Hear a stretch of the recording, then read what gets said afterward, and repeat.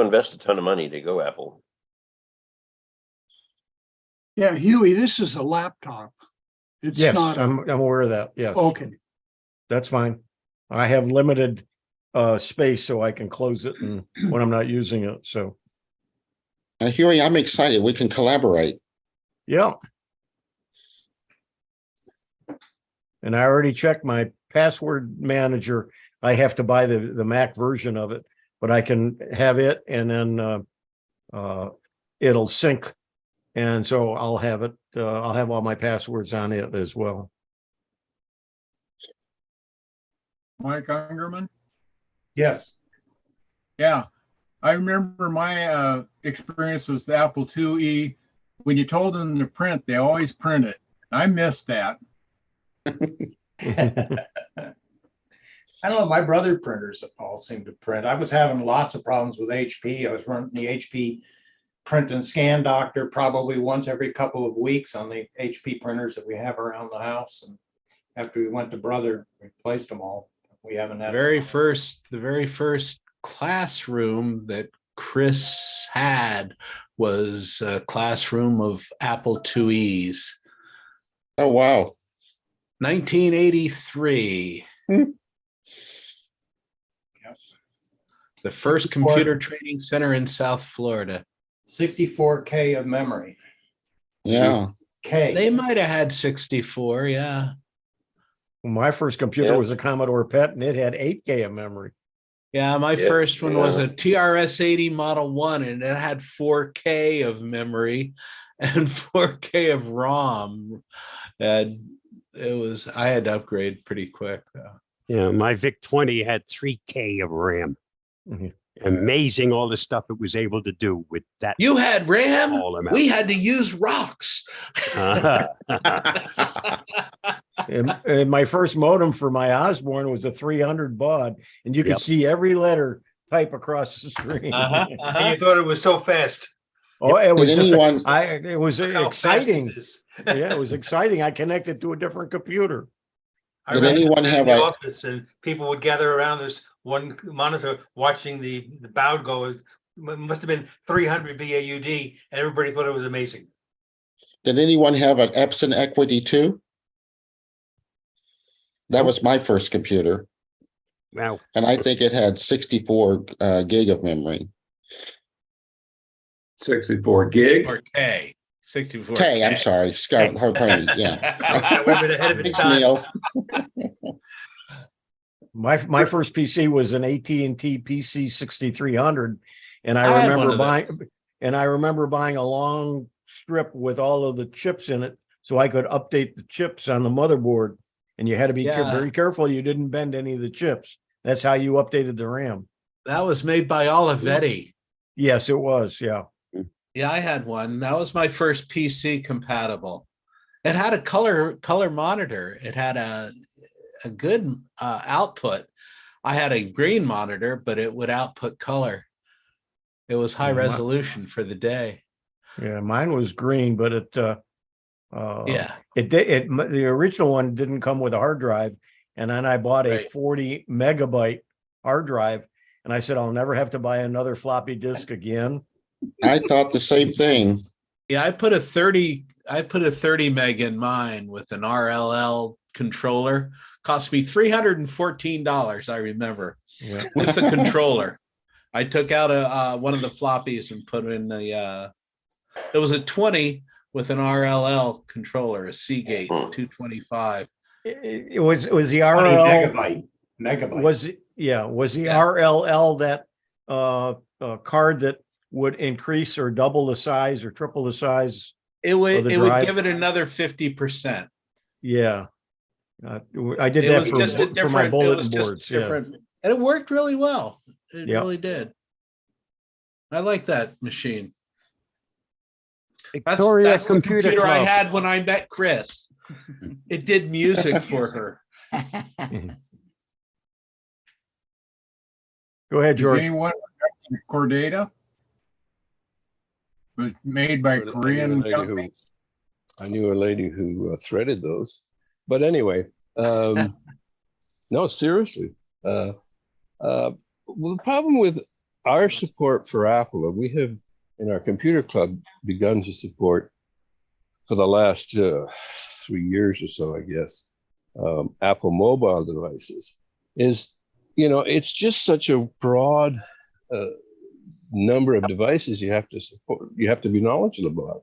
And we've had we bought ourselves an iPad to get familiar with the Apple mobile, and our teachers just, they've got enough to learn with the Windows and the Androids and the Chromebooks and occasionally the Linuxes, although we don't offer support for that. It's just so many platforms to have to support. My question is, how does many of you are involved with groups, how do you find it possible to support Apple machines, even the Apple mobile stuff? Gosh, we've got one of the fellows, Bill Crow, in our group. It does all of the iOS and the iPhone, iPad, and he's doing 4 classes a week or a month. 4 classes a month, but it's for members only, and that's where our members get a lot of help, and he gets a pretty good attendance. Plus the videos we do post on our YouTube channel, and they get pretty good play compared to the other videos that we have. Yeah, well, we also have one fellow who supports the Apple mobile stuff in our one-on-one classes, but he's always booked. He's booked a couple of weeks in advance, and it's just really. There are other people who we can call on to increase it, but it's just this. I should learn more about Apple, but it's just like so much to learn. Right? Another step. So maybe I'm overestimating the learning curve. I don't know. I'm having to do most all of it. I'm the only person, so I have to be sort of versatile, but I'm not knowledgeable. I just have to sit down and just kind of study the problem and try to figure it out. But there's no one else to do the Apple or the Android. I do the Apple, the Android, and Windows, and I'm having to do both Windows 10 and 11. Yeah, and my question also is that, there are Apple users groups, like in Victoria, we've been able to sort of say, well, we'll leave that to the Apple user group in Victoria here, but they don't do one-on-one help. They have a monthly meeting where they give away Apple. Well, they used to give away Apple prizes every month. They're doing it by Zoom now, so I don't think they do that. But that was our out. There is a Mac group. If you really want to run Mac stuff, go and join that group. But they don't offer the support services that our computer group does. So my experience is there has always been this in the past, quite a division between the user groups for Mac and the user groups for Windows.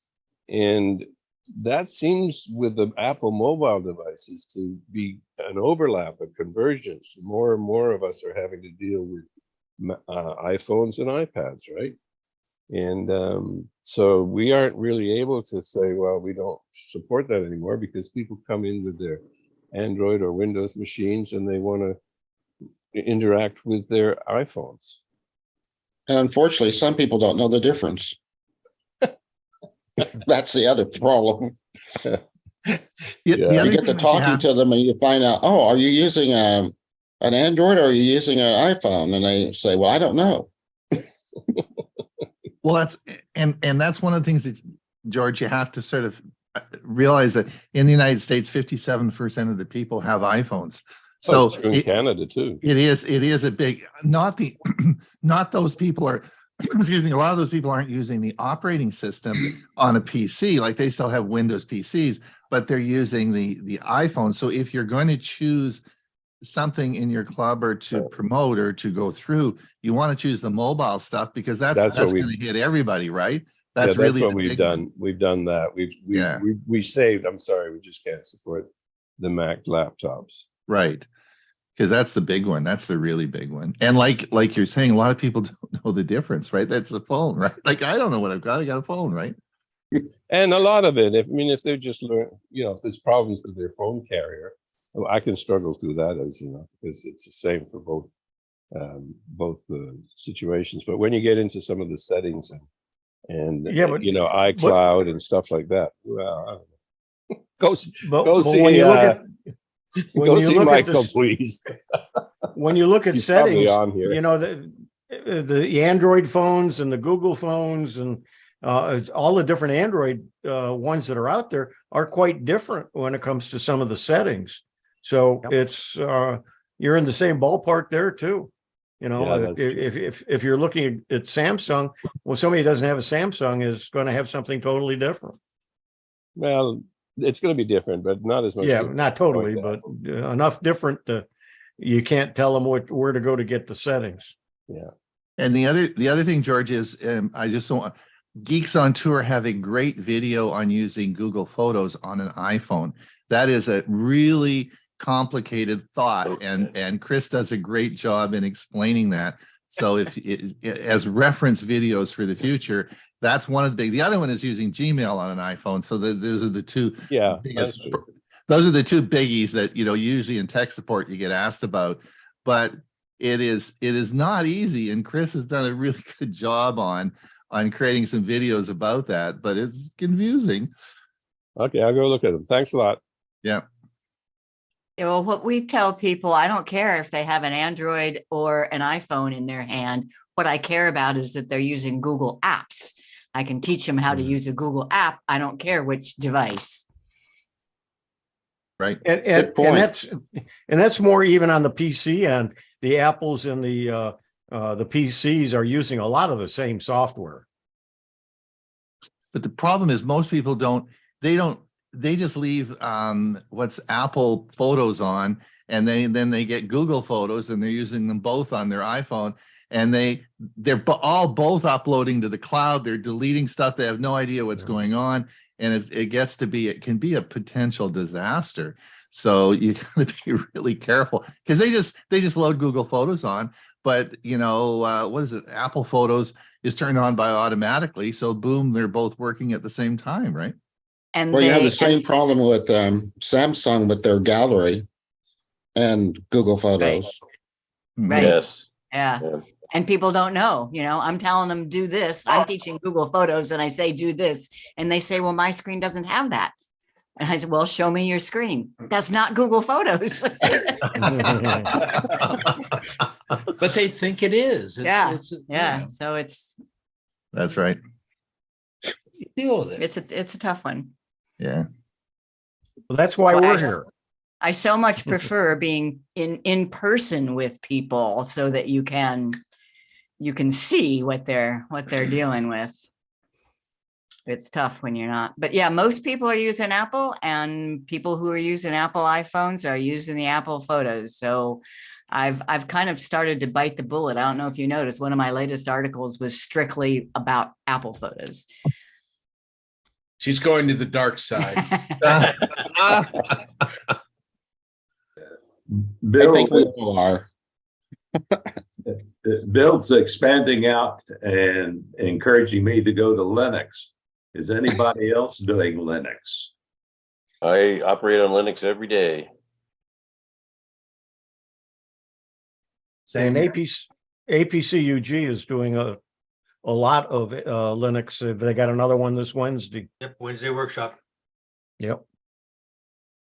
That's what's driving some of the members of our club to go Linux. The problem is you really do need a local Linux group that can help you, because when you get stuck, you get stuck. And I joined a group in New Jersey, thanks to Zoom. Oh yeah. Yeah, I would imagine there's probably lots of. And I'm the beginner in the group. These guys are all way ahead of me. Yeah. Yes, indeed. Well, Is for there those of you here who that?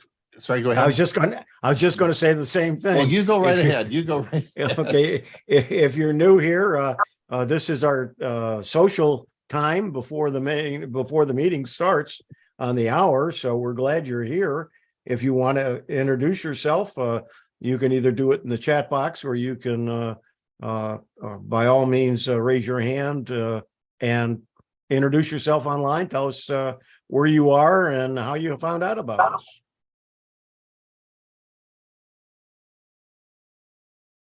I Hey, saw a few guys. names. Yes. That's I should do this. There we go.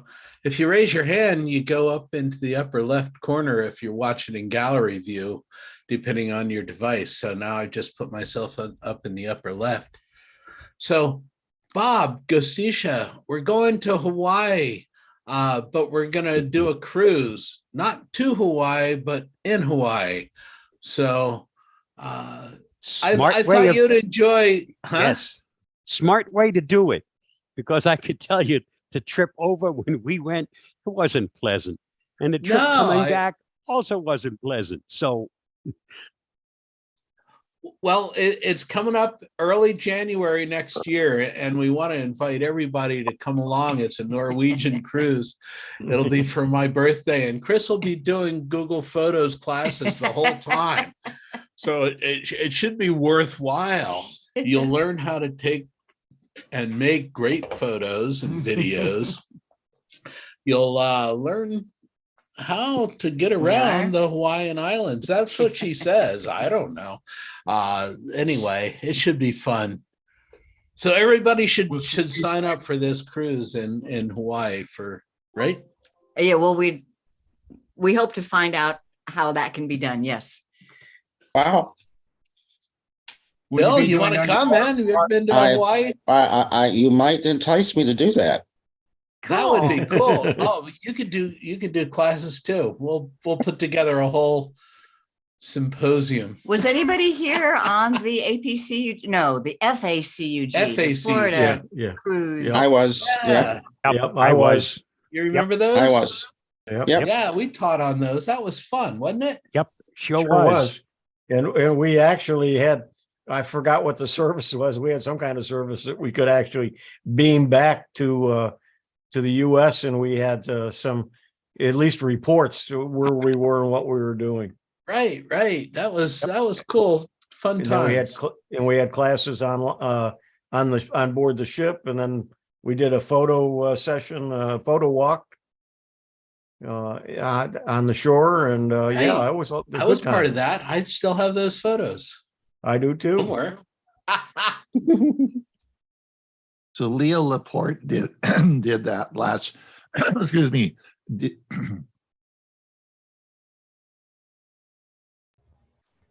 Calm down, Ron. You'll be okay.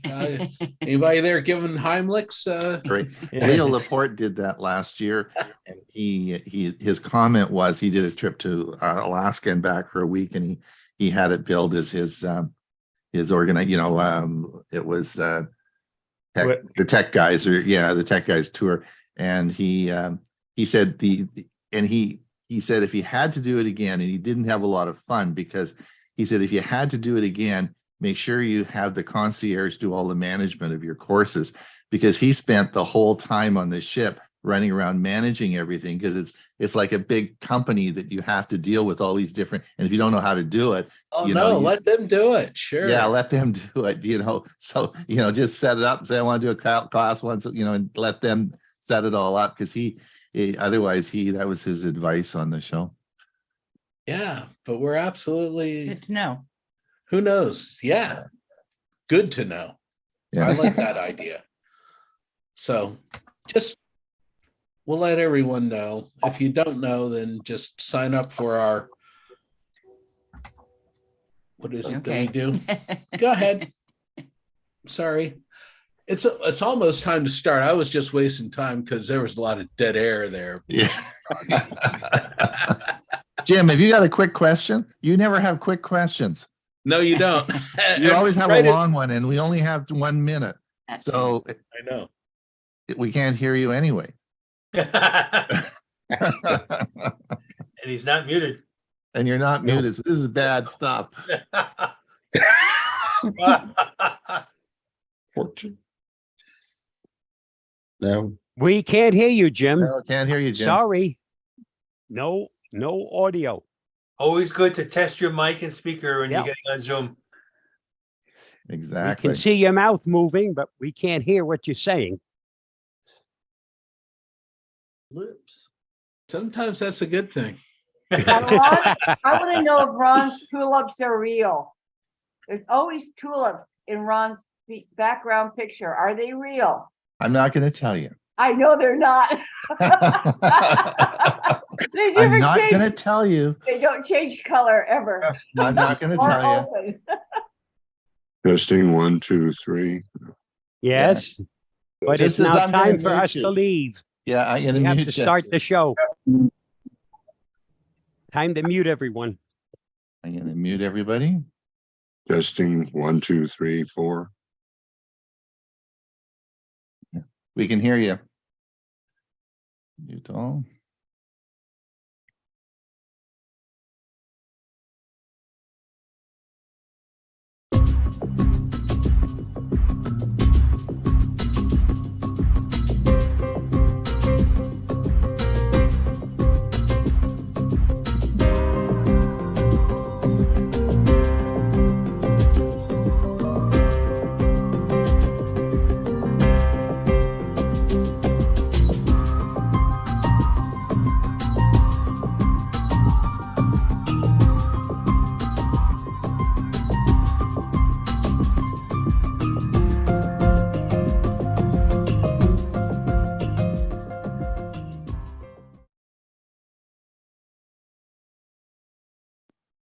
Good morning. This is Tech for Senior. It is episode 154. This is March the 13th, and I'm Ron Brown. I'll be your host today. This is an hour-long program, and we have a great agenda for you today. We're going to start out with our introduction. Bob is then going to do the security news update. Bob's going to talk about scammers and using AI voice to steal your money. Mike is going to talk about charging EV batteries. Bill is going to give us tips on Windows. Bob is going to also tell us some uses of tin foil, not on top of your head, but actual real uses. And Ray is going to finish this with music outro. If you are listening to us and you are on YouTube, thank you for coming. If you are listening to us on YouTube Short, just click the link and it'll take you right to the show. Ray, of course, is going to finish with his music outro, and then we're going to have a Q&A. So speaking of music, if you watched the Academy Awards last night, you'll know that everyone is dancing to Natu Natu. So I wanted to show everyone that today, but we can't do that because of copyright problems. But I will have a link to the dance in our newsletter tomorrow. Speaking of our newsletter, those of you who like Carol Burnett and Harvey Korman and Tim Conway, I put the link. I spotlight a show a channel each week in our Saturday newsletter. And this week I spotlighted the Carol Burnett channel. And on that channel, they're playing all the clips of Carol Burnett or Tim Conway and Harvey Korman, which are so funny. They're just so funny. So a lot of people don't understand that YouTube, you can actually get old shows and movies and all that sort of stuff. So have a look at that one. Those of you who are watching the Eagle Cam that, of course, Shadow, and I can't remember the other eagle's name. And I showed you a picture of that a couple of weeks ago where the mom was on the nest with those 2 eggs. And of course, she was covered in snow. I think got fed up with motherhood and just took off for a couple of days and left those eggs open. And unfortunately, there's a comment that whether those eggs were actually fertilized and whether they were actually going to produce chicks or not. Anyway, the crows came in and ate the eggs. So I think Anne Marie was watching that as well with me on that cam. That was another one that we featured on our Saturday newsletter. Anyway, we have a great show. We're going to be moving on after the show, and we have our premiere video today for you. And it's a great one. Dewey Clues, remember Dewey was last year. He's going to be talking on HDMI cables. Hewie's going to talk on your Wi-Fi passwords. And I'm going to talk on why is your internet so slow. So I'll be putting the link to that premiere video in the chat soon, and you can watch that. If you are on our Saturday newsletter, you will of course have seen the link, and you can use that. That's great. I want to thank everyone for coming today. And Hewie, you had a big day this yesterday. Yeah, and you're spotlighted, so they won't. I'm see going to me. take that off. Okay. Well, yeah, sure did. We had the Windows Special Interest Group, a monthly meeting. We had a good crowd. A lot of the people that are here were there. Excuse me. And it was a long meeting, but we covered a lot of material. Excuse me. And then the main meeting of CFCS is on the same link, and we had it right after the Windows SIG. And Bob G talked about AI, and it was it went on and on because there were so many questions. It was a good presentation. I think it was probably the first one, the full one that Bob's done, maybe a second one. But it's he's got to update it all the time because it's changing so much. But it was very well done, very well received. Excellent. And Bob was the featured speaker as well. Yep. Yeah. Yeah, so you guys did a good show. Thank you again for all those people who contributed to our finances and help us pay the bill. Last week, we had a donation from Diane Binder. Thank you, Diane. I will put the link in the chat, and you can, if you wish to help us pay the bills, you can certainly do that by clicking the link and supporting us. Bob, tell us what's happening in your world. Can you still talk after all that talking you did yesterday? Is your voice? It was a excellent meeting yesterday. As I said earlier, the questions took more time than the presentation itself, even though the presentation was just about an hour. But it also required input from the club itself, which is always nice when you can demonstrate things firsthand. Mm-hmm. Hot topic. I already have many bookings on that same topic. Right. And you're right, Hewie, it changes almost daily. Yeah.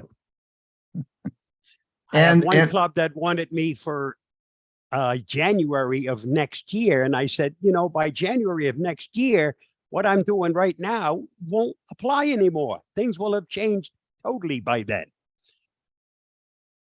And Ray, sorry. I'm doing a presentation for the Rochester Computer Society tomorrow on browsers. And I went through the one that I had. I've got to change it all because of all this new stuff that's come out with AI. Right. Ray, did you get all your stuff shoveled and all that snow gone, or what's happening? No, we had snow every week for the month of February. Not a lot, 4 to 6 inches. But I'm proud to say I never picked up a shovel. I let you have the nature take wait care and of it. see approach. Excellent. So, yeah, so it's all gone now. Yesterday the temperature was in the low 60s. Just beautiful weather now. Beautiful weather. And Bill James, you're going to do a tip on Windows today. I am. I'm excited about that. Very good. Excellent. We look forward to that. And then, of course, Mike Ungerman is the star of the show today. He's sitting there smiling. Tells me that he's not charging today because the weather's not so good, right, Mike? Well, when we started this discussion earlier today, it was cloudy and raining, but I guess it's a swift moving front. I'm actually showing that I'm producing some money again today. Well, we look forward to your presentation today. You're probably all wondering when I'm getting my car. It is here at the dealership, and I will be picking it up on Friday. So more about that next week. And I'll tell you all about EV charge. Well, I'll tell you all about electrification. So that's great. I I think what we're going to do, Chris, did you have a quick comment or your hand went up? Okay. That's a thumbs up, not a No, hand. no, that was just a thumbs up. Oh, a thumbs up. Oh, I thought- Car, yeah, cool. Oh, okay, all right. Okay, great. Bob, I think we'll get going. We have a big show today. Let's take it away, and there we go.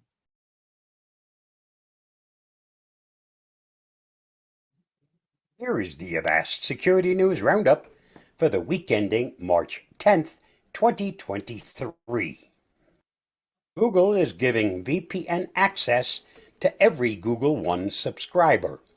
Beginning today and rolling out over the next few weeks, Google One members starting at the $2 a month basic tier will have access to Google's VPN features through Android, Windows, Mac, and iOS. Google VPN is helpful if you need to hop onto the net from another IP or if you're sleuthing on your phone and want to avoid your employer peeping in on your browsing activity. The only bummer is that it doesn't offer the fine-tuned settings you get with a service like ExpressVPN or the Avast Secure Line VPN, which lets you connect through an entirely different country, which is helpful for watching Netflix in other regions. It's worth noting that your Google account still tracks your data as you move between websites. Read more at gizmodo.com. 160 gigabyte of Acer data is now available for sale on the dark web. Taiwan-based Acer Inc. confirmed a security breach today after a 160 gigabyte data dump of Acer data was offered on an underground forum. The breach, which appears to have occurred in February 2023, does not involve customer data, according to Acer. Bleeping Computer says that it contacted Acer for a statement and that it received the following reply from the company. We have recently detected an incident of unauthorized access to one of our document servers for repair technicians. While our investigation is ongoing, there is currently no indication that any customer data was stolen on that server. According to the information, the threat actor managed to gain access to a document server that Acer repair technicians use. This would explain why the attacker could not download customer data from the server. Read more at ghacks.net. YouTube gives the green light to strong language. YouTube has declared a relaxation of its continuous profanity regulations that were instituted toward the end of 2022. The company's recent statement revealed that the rules resulted in a more rigorous approach than initially planned. The updated policy now sanctions content creators to employ moderate and robust profanity without the risk of demonetization. YouTube has made further amendments to its rules, as previously announced in January. The new changes allow creators to qualify for some ads, even when their videos feature strong profanity in the initial seconds. In my opinion, this only degrades the quality of the YouTube channel. You will not find any profanity on my channel. Read more at ghacks.net. U.S. House of Representatives impacted by health insurance data breach. Sensitive information for members of Congress and their staff and family members has been exposed in a data breach, according to House leaders. The FBI was able to purchase leaked information from health insurance marketplace DC Health Link on the dark web. House Speaker Kevin McCarthy and House Minority Leader Hakeem Jeffries wrote in a letter. The data includes the names of enrollees, spouses, dependent children, social security numbers, and home addresses.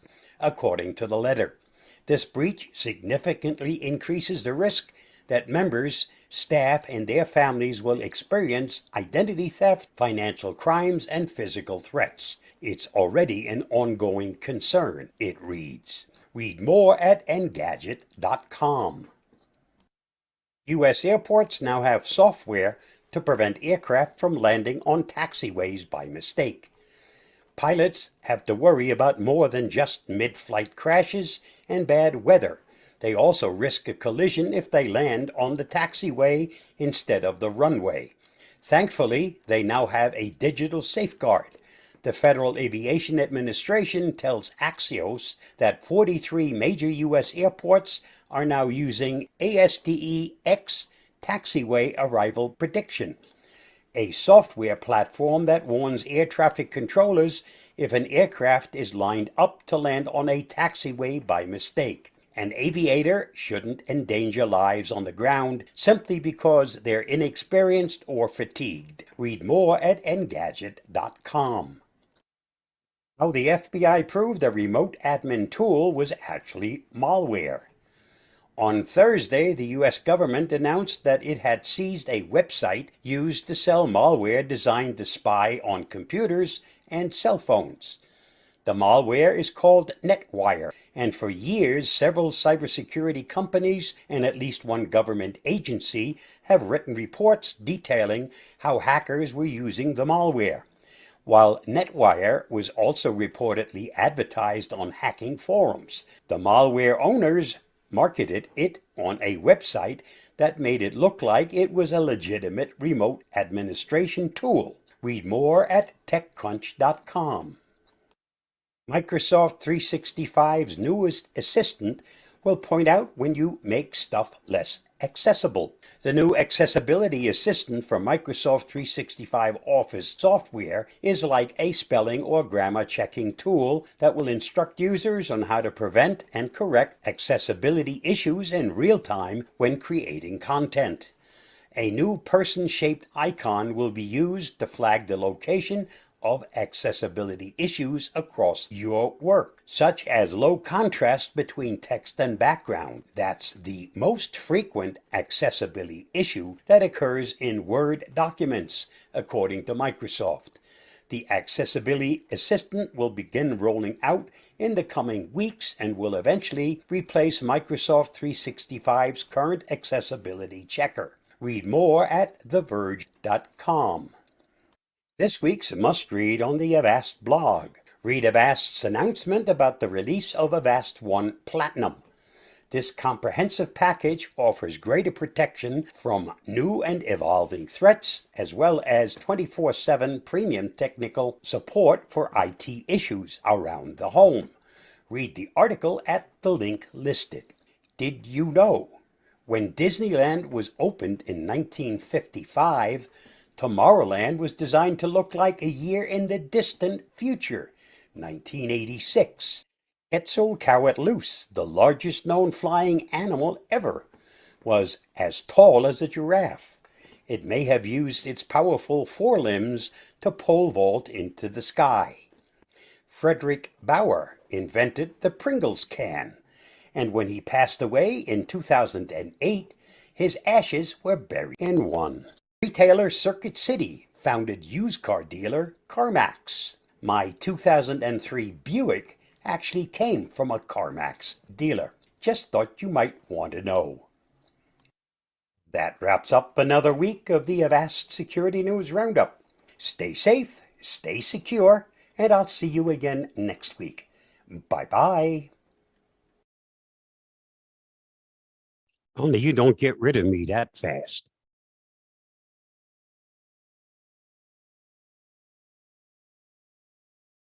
10 who knew uses for aluminum foil. Thanks to Lauren Pyro for her excellent article and the inspiration for this video. You'll find her article on Good Housekeeping at the link listed. Aluminum foil is handy for much more than just wrapping leftovers. You already know that aluminum foil is a kitchen must-have, but its pliable metallic structure makes it super useful all over the house. Here's why you should stock up. Line cabinets and drawers. Not only is the foil easy to clean with a damp sponge, but it will help reflect light in a cabinet's dark corners. Polish silverware. This nifty trick, which is a chemical reaction, causes tarnish to transfer from your silver flatware to the aluminum foil. Line a plastic bin with foil, shiny side up. and place the silver pieces inside. Pour in a quarter cup washing soda and a gallon of boiling water. Stir and let soak for 10 to 15 minutes. Use it to clean the grill. A ball of foil makes quick work of degunking a grill of any burnt-on barbecue leftovers. Protect the pie crust. Worried about burning your famous apple pie? Cover the edges with a ring cut out of aluminum foil to keep the crust from getting too brown. Scrub dishes. Like steel wool, a ball of aluminum foil can help clean cookware and give a good scrub, like glass casserole dishes or cast iron skillets. Scare away birds. Chances are you love seeing brightly colored feathered friends around the garden. But if you have a fruit tree, you might not want birds feasting on your bounty. Move heavy furniture. Wrap the feet of your couch in a few layers of heavy-duty foil to help scoot it across carpeting, but avoid using this trick on delicate surfaces or furniture that the foil could scratch. Iron clothes faster. Aluminum foil reflects heat, so try placing a sheet under your ironing board cover to smooth wrinkles a bit faster. Make a funnel. In a pinch, create a makeshift funnel which you can even bend to fit in tight spaces out of a piece of foil fashioned into a cone. Soften hard sugar. When the recipe calls for a tablespoon of brown sugar, but you'd need a chisel to carve it out, a little heat can help. Wrap the brown sugar in a piece of aluminum foil and toss it in a 350-degree oven for about 5 minutes. Even though the price of aluminum foil has gone up in price, and what hasn't, it's still worth having plenty on hand just in case you need it. Stay safe, stay secure, and I'll see you again soon. Bye-bye, and thanks for watching. Well, thanks, Bob. I'm going to head up and get my foil out. Always time to learn something new. Excellent, excellent. All right, let's get on and see what Mike has to say about charging EV batteries. Share my video here.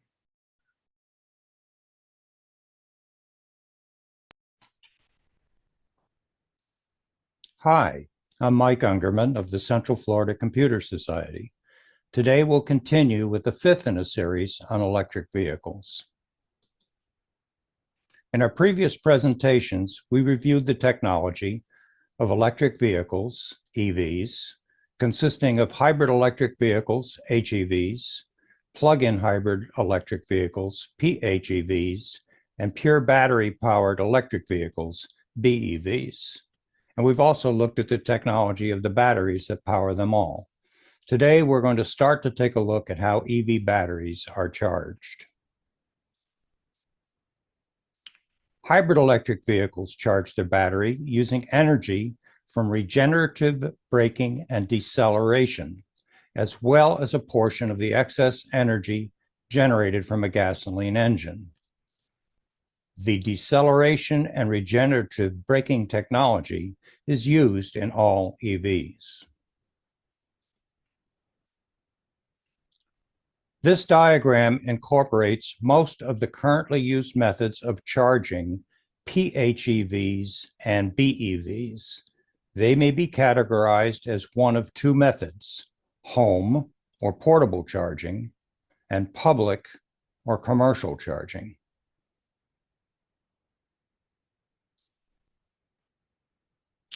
All EVs that can be charged use a charging scheme similar to this one.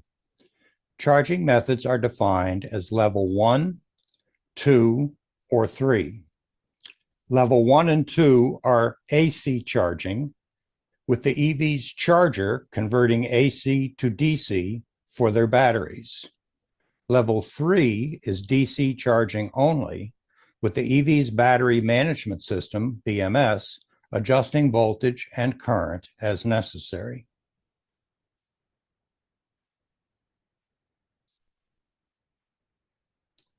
Let's look at level 1 charging.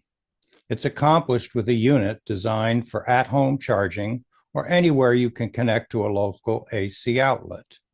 Most EVs come standard with a charger, in quotes, like this one, but some manufacturers require you to purchase your own. In the US, the unit is designed for 110 to 120 volts AC. In other countries, it can be 220 volts if the controller is dual voltage. The connector that connects to the car is a J1772 connector, and it's designed for most EVs. However, Teslas come with their own connector or require an adapter. Level 1 charging is typically used for overnight charging. It can take from 12 to 20 hours to fully charge a typical BEV with this method. This is the level 1 charging cable that came with my Kia Niro PHEV. I can fully charge my Niro's battery in 9 hours.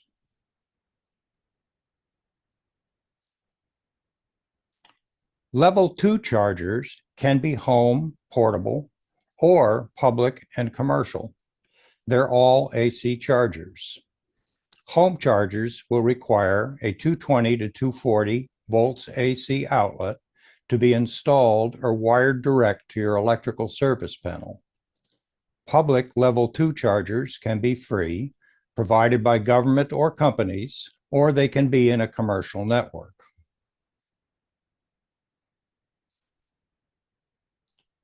Level 2 charging can typically charge an electric vehicle from 0% to 100% in 4 to 8 hours, depending on the battery capacity of the vehicle and the charging capacity of the charger. This is the level 2 charging unit that I purchased from Amazon. I had an electrician install a 240 volt outlet for me near the door to my garage. I can fully charge my Niro PHEV's battery in approximately 2 hours for about 26 miles of pure EV driving before the hybrid mode of the car kicks in.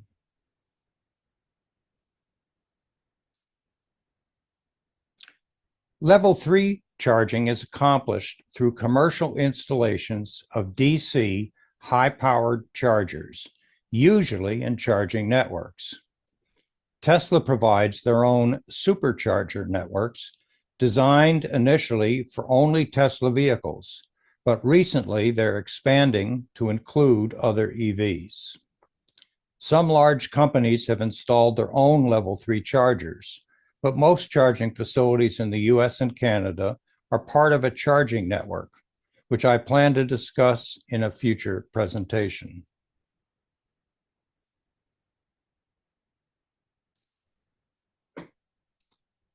DC fast charging is the fastest method of charging an electric vehicle. Some vehicles can be charged up to 80% in just 30 minutes. It's typically recommended to start charging your EV at 20% capacity and stop charging at 80%, as the last 80% to 100% can take a considerable amount of time without a corresponding benefit in range or driving time.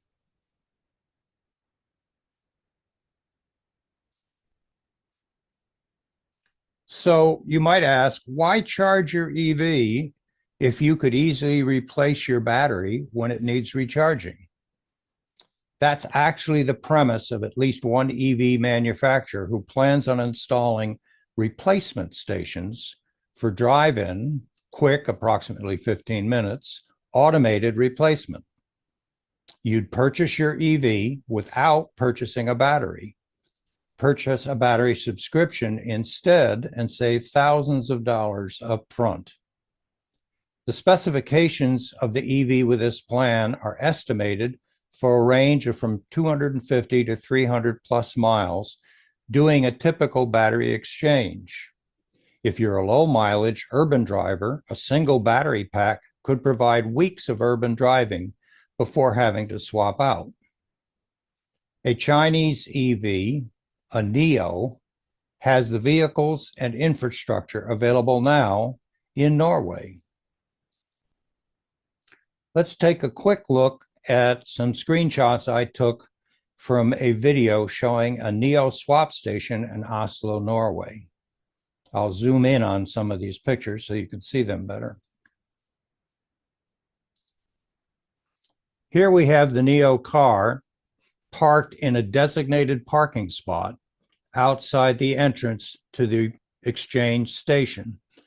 Inside the car on his display, you can see that it's showing that he should park exactly in this location and then switch to his app and let the automated system control his car entering the facility and charge. It'll be a hands-off operation for the driver. Here's what the station looks like. These 4 locators is where his tires will be, and notice they have rollers so that the car can be positioned sideways and get it directly over the opening in the floor. This door will go to the left, this door will go to the right. The old battery will be removed from the car and moved to the right. The new battery will come out of this facility, drop down, be slid into this area and installed in the car. Normally you would not see this, but the manager of the station opened up the doors for the videographer so he could actually see the methodology below the floor, where the old battery is going to be taken out and go to the right, and the new battery is going to come in from the left and be positioned to enter into the car. Here the car has been positioned and centered, and the jacking mechanism has come up from the floor to raise the body of the car several inches for clearance purposes.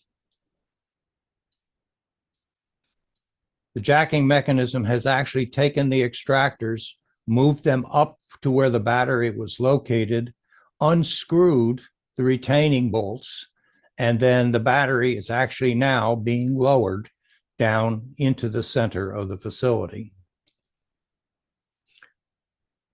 Once again, the new battery is placed on this mechanism, and it then raises to raise the unit up or raise the car up. And here you can see the battery coming up out of the storage facility and being installed in the car. This screenshot shows the completed operation. The car is done and will shortly drive out of the facility. And on the internal screen, you can see that his new battery has been installed with an estimated range of 450 kilometers and a 90% charge level. And here's our happy driver pulling out of the facility, ready to go on his way.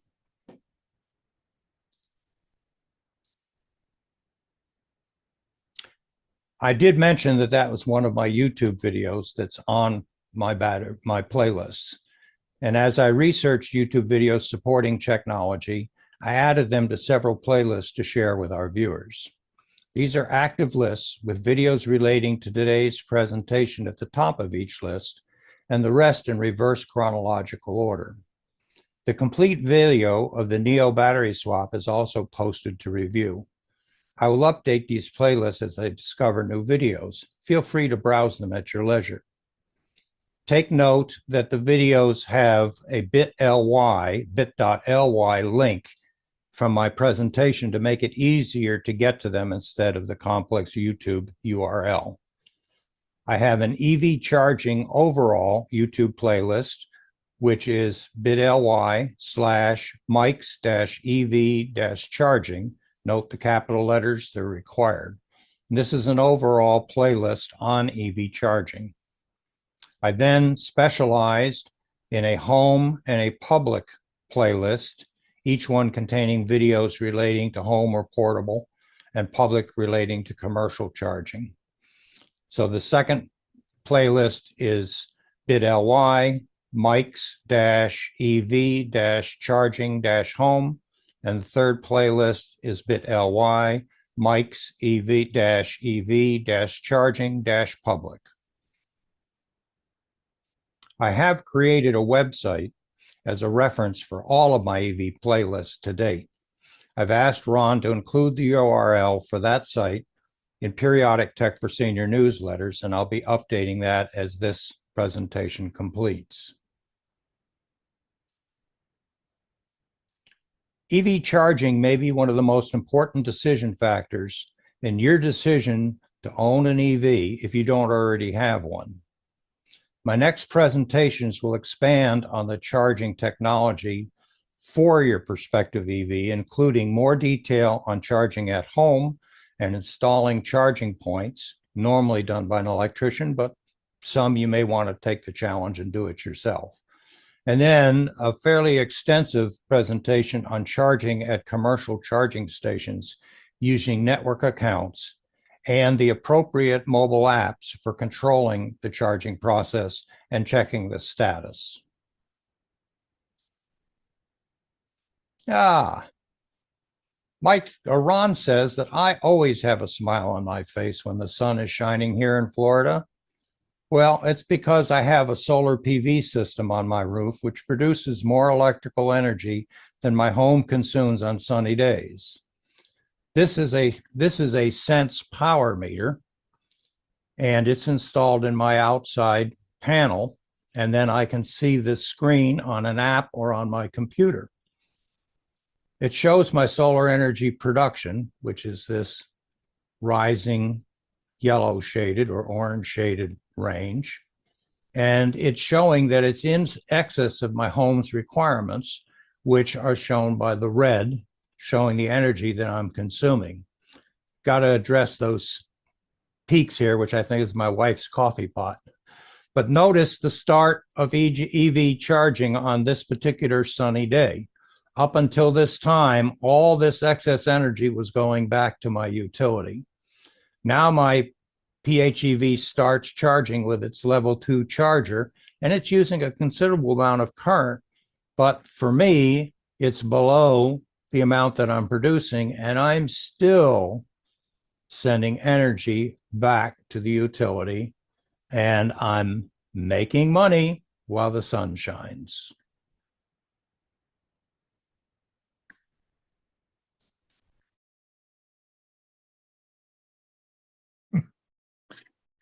Just I'm smiling again, Ron. What's that? And I'm smiling again. I know. You're just such a happy guy. I just can't believe it. I'm sure there will be, Mike, I'm sure there will be lots of questions, but we're going to leave those for the Q&A. Is that okay? You'll stick around for the Q&A? Great. I have a few questions as well. All right. Bill James. Now, before you move off, Bill, and become an expert on Apple, can you give us a few hints on Windows tips? Be glad to. You're not going to abandon us now, are you? No.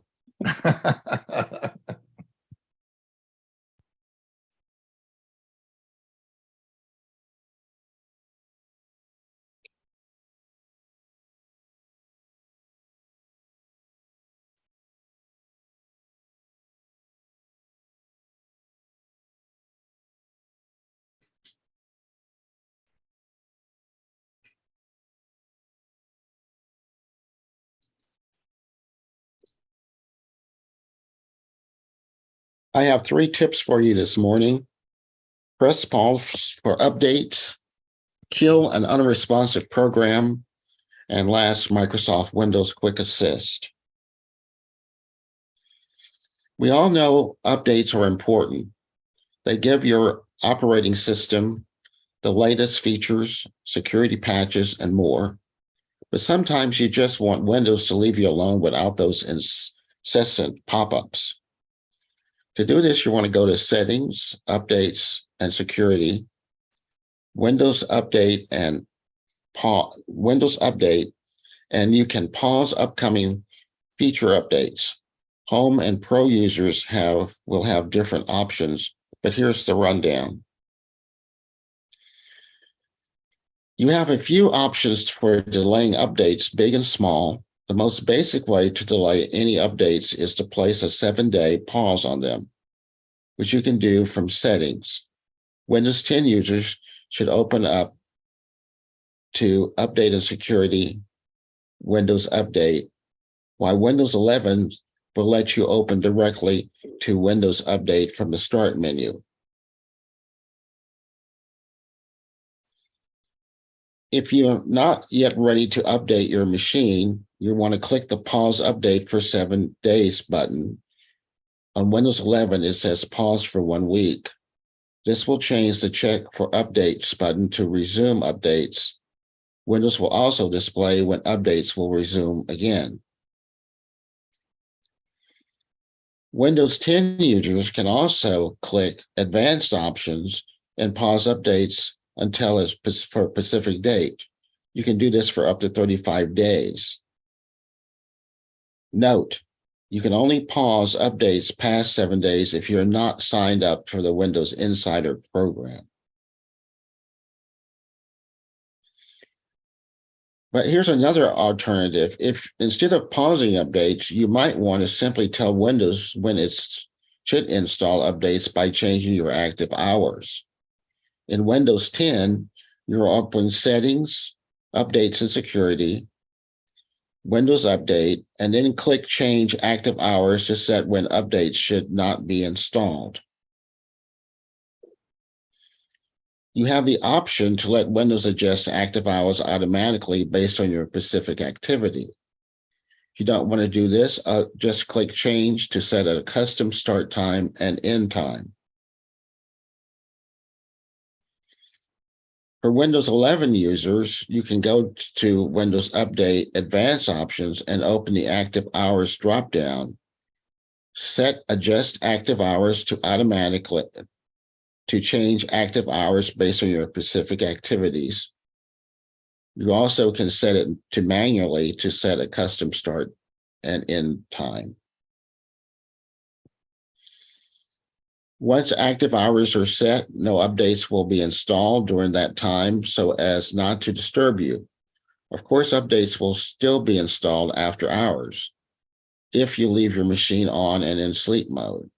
So this is more for convenience rather than a solution to any performance issues you may experience. Having problems with unresponsive programs. When a program or app is not responding, you can either force quit or close the application.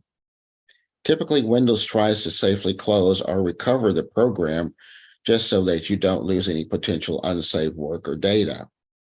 However, if Windows is taking too long, or if the program is using up all the system resources, you can manually force quit the app. There are a variety of ways to do this, rebooting or shutting down your machine. However, a more elegant way to kill a process, program, or force quit an application is using Task Manager. So without further ado, let's look at the steps to force quit app or programs in Windows 10 or 11 using Task Manager. You might note that the appearance of the Task Manager has changed in Windows 11 with the 22H2 update, but the process we describe here will be the same. Task Manager provides a simple way to quickly force quit or to kill a non-responding program or app. And here are the steps you should follow. Right-click on the taskbar.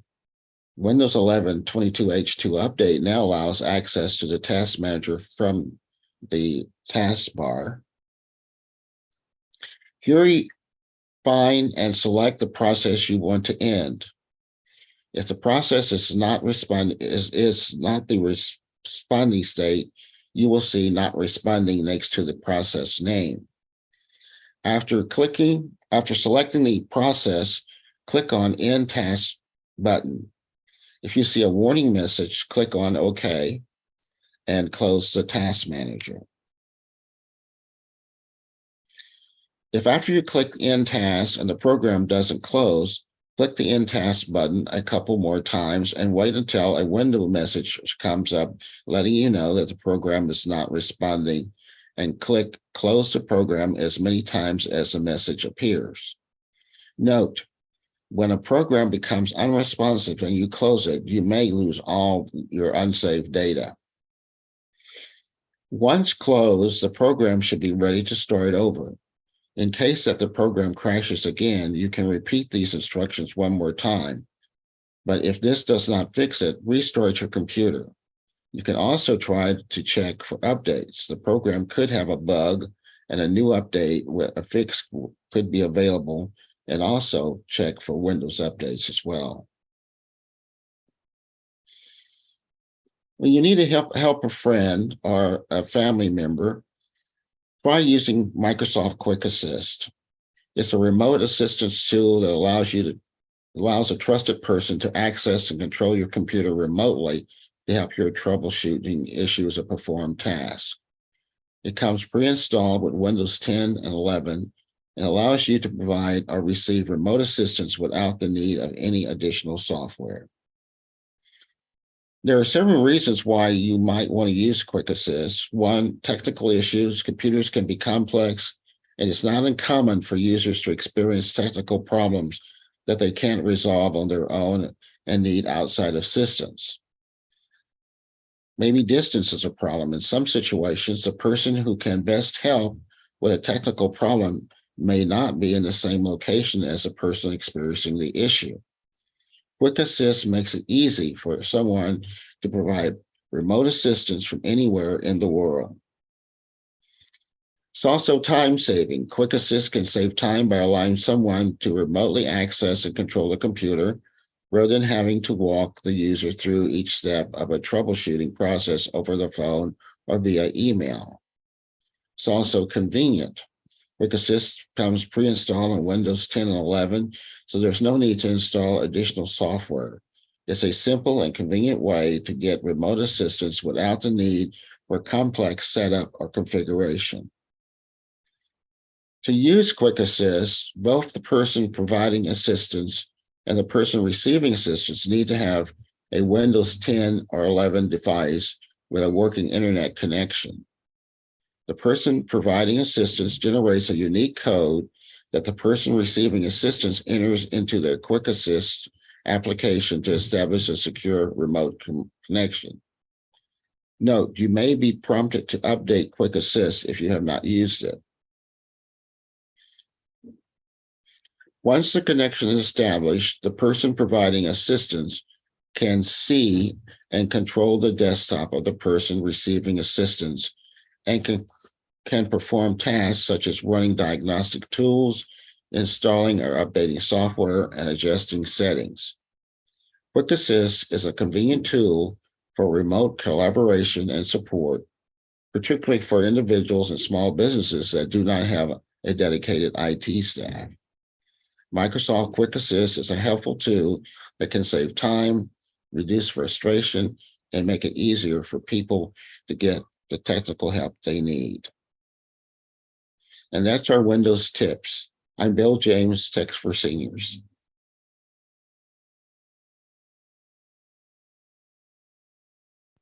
Thanks, Bill. That's good information.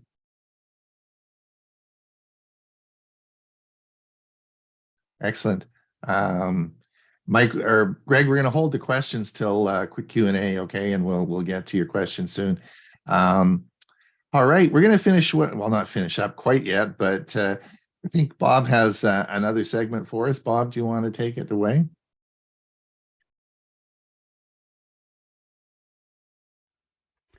Scammers are using AI voices to steal millions by impersonating loved ones. Credit for the information in this video belongs to Ryan McNeil for his article in Android Authority. Read his article by following the link listed. Over 5,000 victims were conned out of their money through the phone in 2022. AI voice generating software is allowing scammers to mimic the voice of loved ones. These impersonations have led to people being scammed out of $11 million over the phone in 2022. and the elderly make up a majority of those who are targeted. AI has been a central topic in the tech world for a while now, as Microsoft continues to infuse its products with ChatGPT, and Google attempts to keep up by pushing out its own AI products. While AI has the potential to do some genuinely impressive stuff, like generating images based on a single line of text, we're starting to see more of the downside of the barely regulated technology. The latest example of this is AI voice generators being used to scam people out of their money. AI voice generation software has been making a lot of headlines as of late, mostly for stealing the voices of voice actors. Initially, all that was required was a few sentences for the software to convincingly reproduce the sound and tone of the speaker. Technology has since evolved to the point where just a few seconds of dialogue is enough to accurately mimic someone. One story that stood out involved an elderly couple who sent over $15,000 through a Bitcoin terminal to a scammer after believing they had talked to their son. The AI voice had convinced the couple that their son was in legal trouble after killing a U.S. diplomat in a car accident. Like with the victims in this story, these attacks appear to mostly target the elderly. This comes as no surprise, as the elderly are among the most vulnerable when it comes to financial scams. Unfortunately, the courts have not yet made a decision on whether companies can be held liable for harm caused by AI voice generators or other forms of AI technology. It's becoming a dangerous world out there. Trust but verify needs to be the new rule. When AI can write convincing script, turn it into a convincing video, and generate a voice that's indistinguishable from the real person's voice, you can no longer simply assume that what you see or hear is real. Please verify independently by contacting the source. Stay safe, stay secure. I'll see you again soon. Bye-bye, and thanks for watching. Whoa, that's getting pretty scary, eh, Bob? Yeah, it is. Yes. indeed. AI has its good side, and unfortunately, AI also has its bad side. Right, right.